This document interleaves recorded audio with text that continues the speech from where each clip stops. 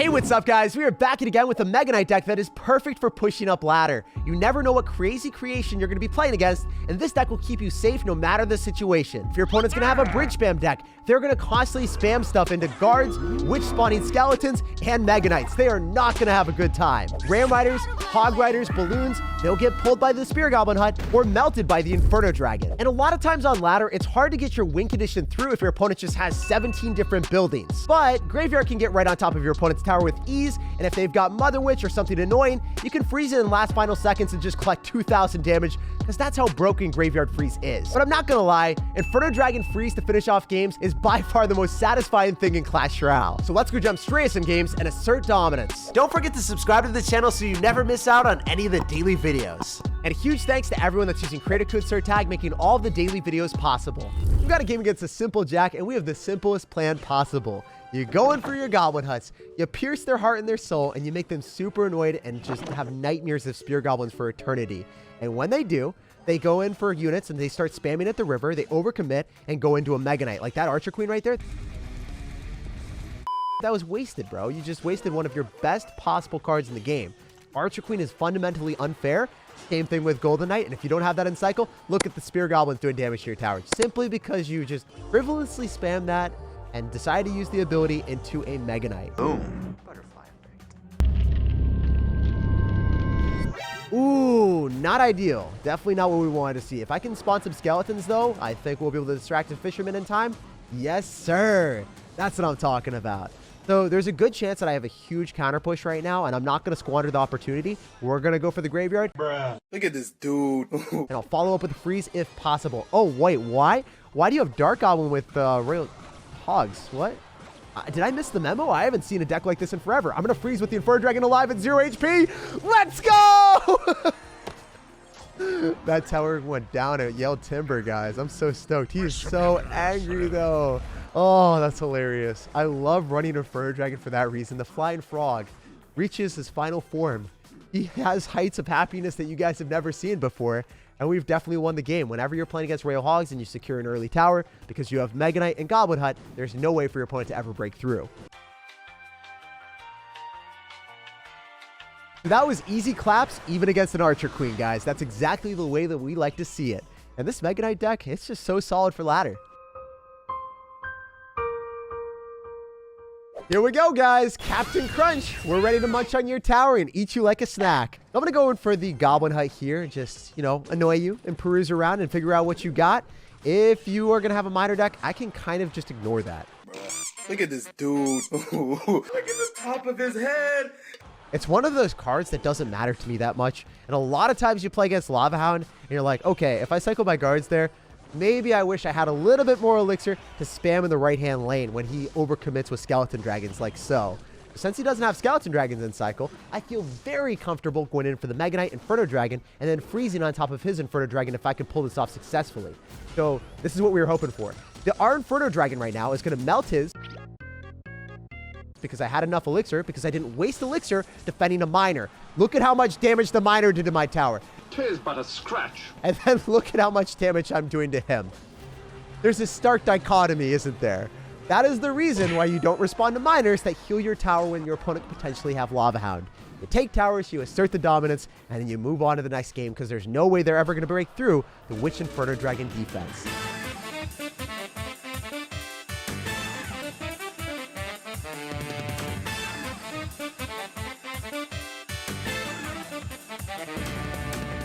But yeah, that game was actually just way too easy. Let's go. We got a game against Max. We are going to go on the annoyance to the max, sir. You are not going to be ready. So the maxed out Spear Goblin Hut, unlike the Furnace, the Spear Goblins are still as annoying as they ever were, right? Like, I don't feel the nerf to the Goblin Hut as much as I feel the nerf to the Furnace. The Fire Spirits don't connect near as much as they used to, but the Spear Goblins spear and javelin away like they're in the Olympics doing like that long jump thing or the javelin throw. And they just make it happen for the memes. They take first place in the annoyance contest every single time.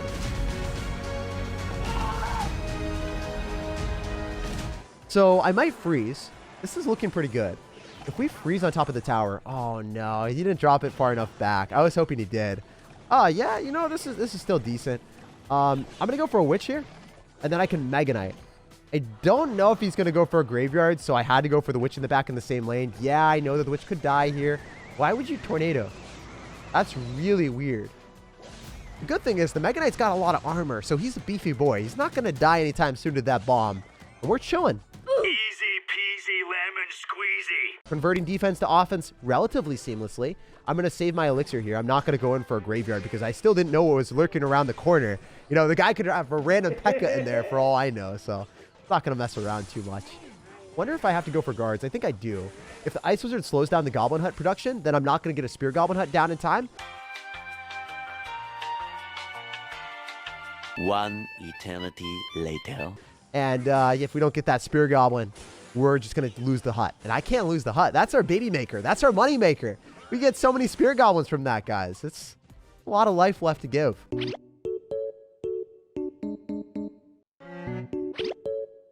So if I follow up with an Inferno Dragon in the back, the Flying Frog of Justice, could put us in a decent situation if he tries to spam at the river.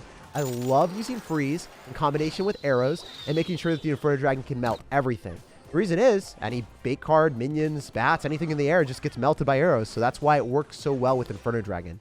Yo, I think you're just going to Mega Knight on me right now. I feel like there's going to be a random Mega Knight coming down. Oh, that Fireball was so good on our opponent's end. I got to give credit where credit is due. He cleaned up every single one of our units. Great job. Very, very well played. I don't like seeing that, but I got to give credit where credit is due. So I'm going to give him a well played there. Hopefully he doesn't think it's BM or anything. I'm going to go for a guards, and he's going to hog right on the other side. Wow. I'm taking a ton of damage here probably. Unless I can get a witch down in the nick of time. Please. If I can get skeletons to finish off the bandit and then also the hog rider. Whew, that was really scary. I totally thought the skeletons were going to get zapped or uncomfortably destroyed by some type of, you know, small spell or something like that. So well played on our opponent's side again. But we're hanging on for dear life. Our deck is always able to mount great comebacks if you play it well enough. Also, you don't even need a tank for this graveyard deck. So most graveyard decks, if you get a clunky card cycle, you're like, ah, man, I'm screwed. I can't go for a graveyard. I can't get damage with it. This time, you're able to go for a graveyard, throw down a freeze, and get value no matter the situation. And it's pretty reliable, so I like it a lot. I'm going to go for a Mega Knight again. If we arrow, we're able to finish off the Hog Rider. Oh, no, the Hog Rider got a hit. Yo, I want a refund of my arrows. I feel like I've paid full price, and I didn't get what I deserved and what I wanted there. So it is what it is. It be how it be, and we'll see if we can bounce back here. Very well played on our opponent's end to stay in this game. And, yeah, I mean, I don't think that we're going to have an amazing interaction here unless I can get guards down and then the Executioner just whiffs. Oh, no, the Executioner hit home. It hit hard. It hurt. That was a herder, guys. So I'm going to go for Goblin Hut here. If I can go and pull the Hog Rider, that would be more than I need. And then I can Mega Knight on top of the rest of the stuff. Yo, this is really uncomfortable because if the Executioner locks on, I totally lose the game. Well, we're pretty much in Fireball range. Can Graveyard Freeze dig me out of this uncomfortable situation? I think it can. If there's a will, there's a way, and there's a strategy to be made. So we're going to go in for the Graveyard. We're going to hit him up with the Inferno Dragon to tank. He's going to stop it from crossing the river, which is smart. But I don't think he has enough elixir to stop this fully. So Inferno Dragon is going to come down. Is it going to lock onto the tower? Please, Inferno Dragon, seal his fate. Send him to the Shadow Realm. Let me bounce back even though I totally don't deserve it. Oh my gosh. Wow, he fireballed. I'm dying. Help me. Yo, I got to go in for a Goblin Hut here and Graveyard and then freeze and then arrows. I think if I freeze on defense, that would be the better play. Oh my gosh, I am really clenching hard. Wow, we took it. Whoa. That was probably the most undeserved win of my life, guys.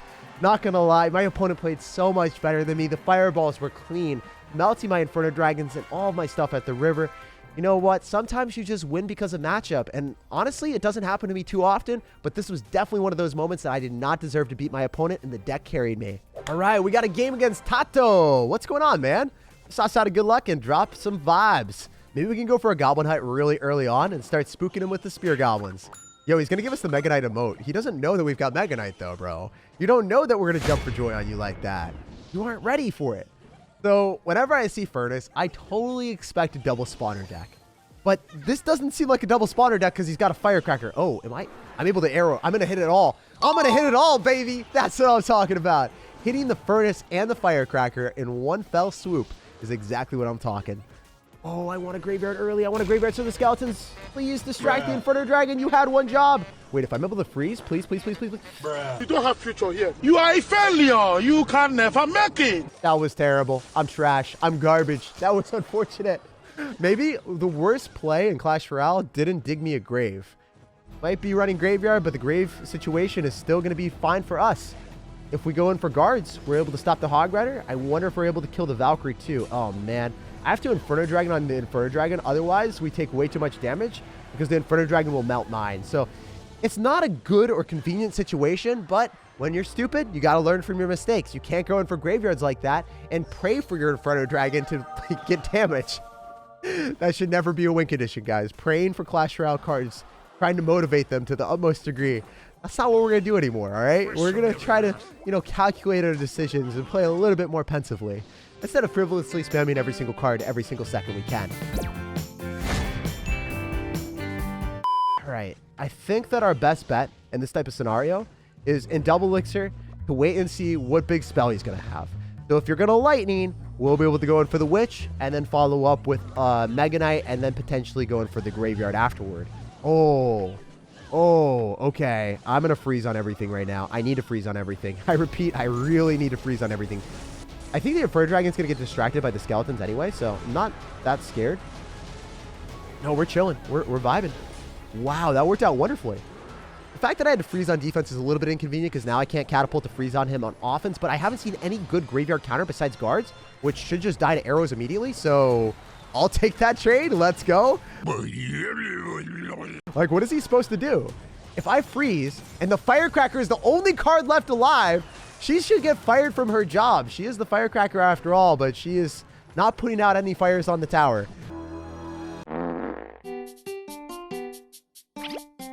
What the heck, man?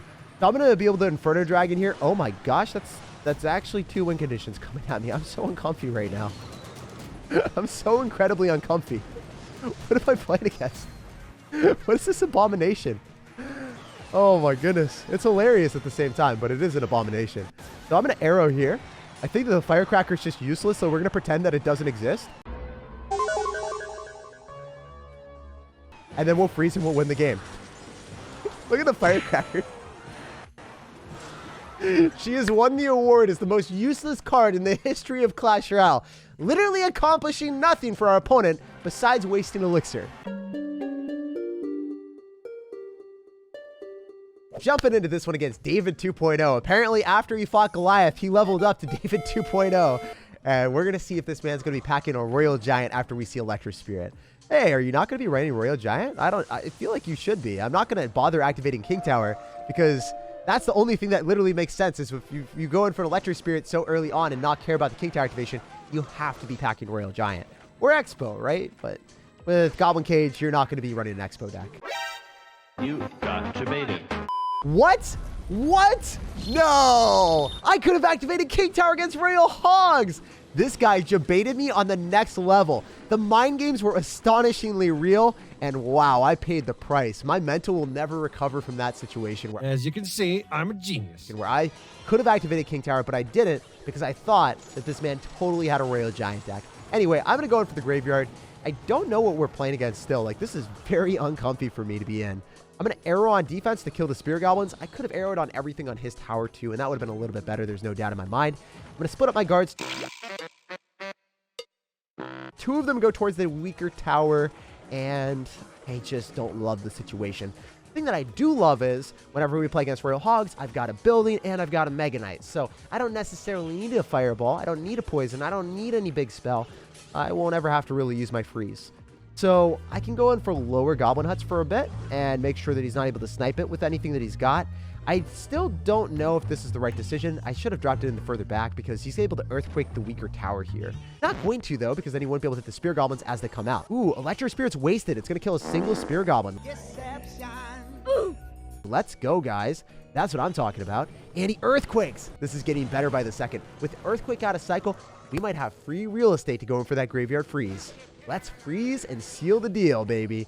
Let's send him into a time machine. I feel like in all the sci-fi shows that you guys watch, there's going to be someone frozen and they're just revived from the past or something. So that's kind of what I'm feeling right now. Are we able to freeze on top of the Electro Spirit too to finish that off? Because if it doesn't chain onto the skeletons, I think that's way better than freezing on top of a fisherman. Wait, the witch is still alive. I'm alive. You literally did no damage to my witch. That is ridiculous how much value I got from her. I'll take that any day of the week. And I can go for guards again. We're going to be able to guard that tower real quick. I can Mega Knight at the river, or I can go in for a graveyard freeze without that. Because the guards are going to put in enough work. Ooh, so this is difficult to decide. I think we're going to keep the Mega Knight and go in for a graveyard here. And if he hunters, it's probably going to die to the witch while he hunters on top of the Inferno Dragon. Sometimes the hunter's targeting is just terrible. And if the hunter is dropped right on top, it's not going to be able to kill the Inferno Dragon, dude. I'm just able to freeze your tower. If he dropped it closer by, it would have targeted the skeletons. So the hunter is just kind of a lost cause for that reason. Like, why would you ever run that card? You are putting yourself in such a dire circumstance. Every single time that you're expecting the hunter to hit something, it's probably just going to hit exactly what you don't want it to hit. Since he couldn't rely on it to finish off the Inferno Dragon, he had to drop it really close to the tower so that it wouldn't hit the skeletons. And then he just got surrounded and lost the game. All right, guys, let's have some fun with freeze. What can we do here? So first things first, always going for the trusty Goblin Hut. If they decide to go opposite lane with a balloon, or they decide to go in for a spammed unit in the back like a giant or a golem, you can shred anything with an Inferno Dragon super fast. Also, if they bridge spam on the other side with a Hog Rider or a Battle Ram or a Ram Rider, you got the Mega Knight. Wow, he's going to have the graveyard deck with Giant. So my graveyard deck is superior, sir. And I can freeze to stop you from crossing the river. You're going to lose your Mega Man, you're going to lose your Giant, and your bowler doesn't even touch anything.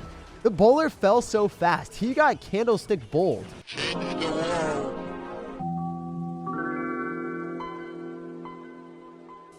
That's not how it's supposed to go, right? Like, he's the bowler for a reason, but he just got flipped on his head and he wasn't able to taste his own medicine, man. So the Inferno Dragon is going to lock on tower. Skeletons are tanking, which is never something that you want to do usually, but if the skeletons tank for an Inferno Dragon, I feel like that's not a bad play. Inferno Dragon heats up and sizzles towers in seconds. So we've already won this game, as you guys can see. As soon as your opponent makes one slip up, you take their tower, you make them sad, and then they try to go into a Mega Knight or Inferno Dragon freeze. It's not going to work. There's no way for them to ever break through after that. A few moments later. So this dude got barely any damage on my towers. It was a super simple win as soon as we secured the tower. If you guys enjoyed the video, make sure to leave a like, subscribe for more daily videos, and I hope you have an awesome rest of your day.